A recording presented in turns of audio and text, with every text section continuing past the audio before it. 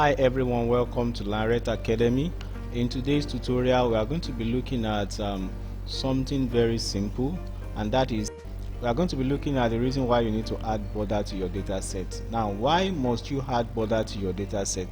The reason is because if you click on file and come to print, when you attempt to print this document, look at the preview of the document here. I'm rolling my mouse over it.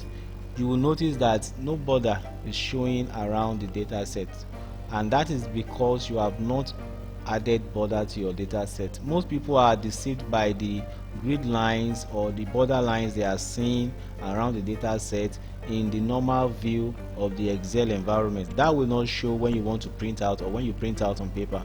So if you want a border to be applied, you need to select your data range, then come up here where you have borders and click on all borders.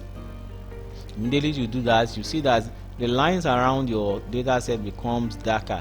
It shows that is showing you that a border has been applied to your data set. So when you come down here again to file, or come up here to file and click on print, now look at the preview.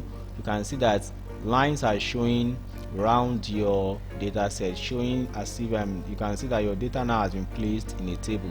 So that is the reason why you need to put apply border on your data set. If you don't do that, you are not going to have any border around your text when you print it out on a paper.